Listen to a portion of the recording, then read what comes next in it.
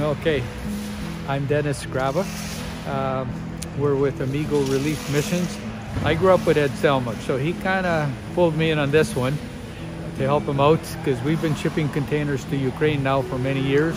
We've sent a number of containers with the Edmonton firefighters to Ukraine, and in Ukraine we have a very strong base in Lviv, Lutsk, Zhytomyr, Zaporizhia, and Chernivtsi, where we work with different groups there who look after a good number of orphanages. We've got 6 orphanages around Lviv we look after.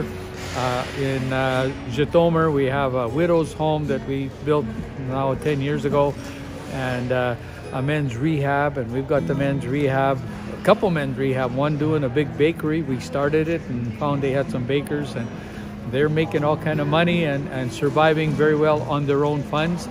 Also the men's rehab in outside of Zhytomyr, we've got gardens, apple trees. They've got 10 cows. They're making cheese.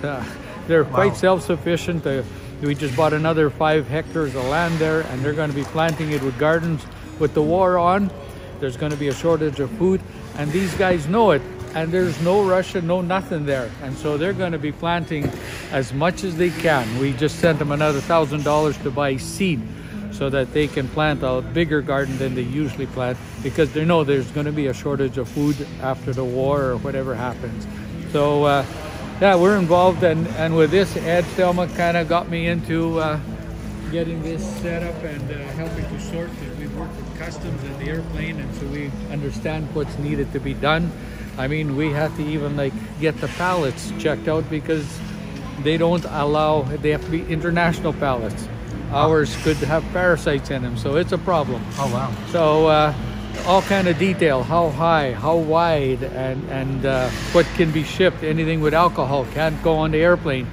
And so the remainder, there's going to be a lot of stuff left over, will go on the sea cans. Probably we'll be shipping a container or 2 over to Ukraine, and over there in Lviv especially, we have very good distribution. A lot of people come to the seminary we work out of, and their trucks always picking up. They got containers, they got storage space, and they've always been very, very honest with us. And in many places I couldn't work with government guys because of the corruption, but with a lot of the different church groups has been fantastic. And we're multi-denominational. We're not tied to one church, one religion. We work with all of them.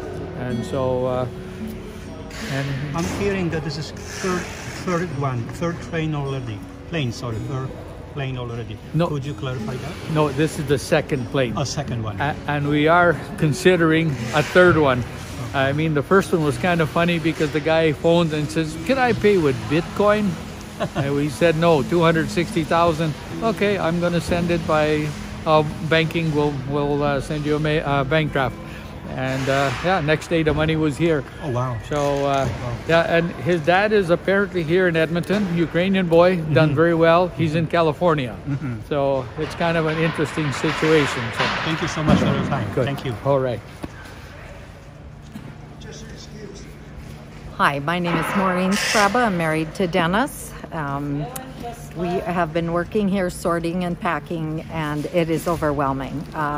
Medical stuff is so needed. We've talked to the warehouse in Poland, and this is just a small example of things that have come in. We haven't even begun to sort this table.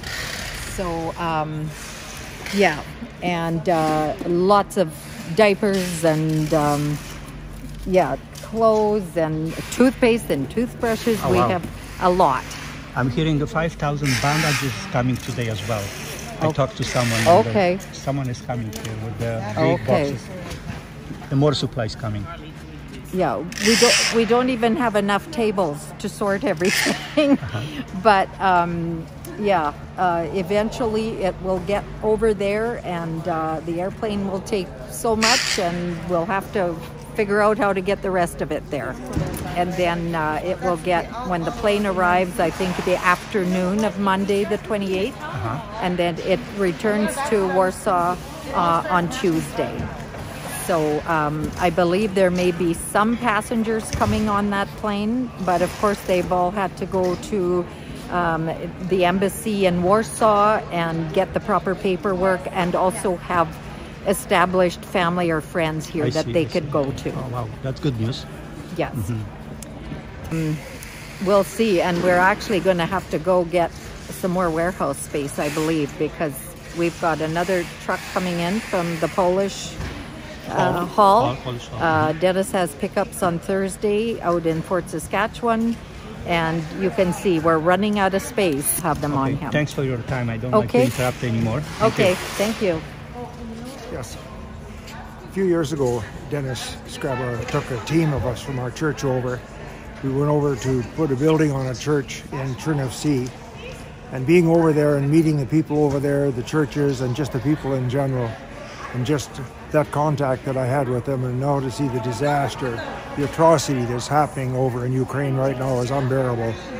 I am retired now, and so I have time, and so I'm here just to join in and I'm absolutely astounded at the response that we have here for the amount of material that has gone out and that we have here today. And so many people, and there's different nationalities, there's different church backgrounds, etc. Everybody is here, we're all working together. It's just amazing how everybody has come together so well. And to see just the response and to see the new material, so many that we don't even have to sort. We just put on pallets and send them out because they're in boxes. And it's just such a wonderful thing to see how the Canadians and Edmontonians have responded, and those around Edmonton. And so I'm really grateful for that, to see that we can help these folk. And even the folk in Poland, because in areas like this where the refugees have run into, the immigrants have gone out because of the disaster where they've had to flee from. And it's a very small thing that we can do to help them. And our prayers are with those precious people.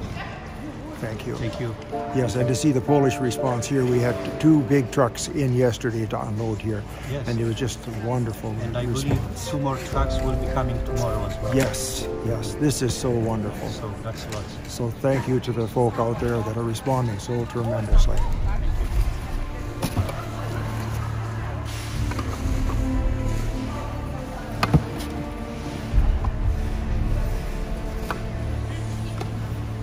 Мене звати Наталія Гринко, і я сама з України, з Чернігівської області. Знаходжусь в Канаді 2 роки, і я вирішила допомогти прийти сюди людям, тому що це моя країна, і, до речі, це вже не перший мій раз, як я тут.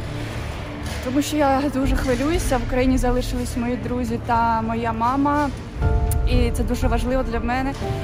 Я маю надію, що всі ці товари, продукти та медичні якісь засоби дійдуть туди і зможуть допомогти нашому народу. Thank you. What's your name, may I ask you? Ray Lusician. And the reason why you're here? Such horrible things going on in Ukraine, and we're trying to help as much as we can. So donating things, and there's lots of charities that are raising funds. I'm retired now, so I have a little bit of time, so thought I'd come and help with everything that's been donated. Wonderful. And this is first day here in that warehouse? No, for you, this or? is 3rd day now. Just trying to make some order. The Organized. pile over there is straight off the truck, and then we've got people sorting medical over there and clothing.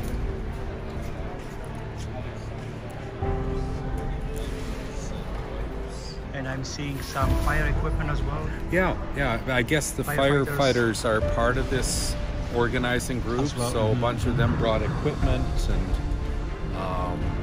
yeah, it's really great to see all this stuff. This is wonderful. Wonderful. Thank you so much Yeah. for your time. Thank you. You're welcome. Thank you.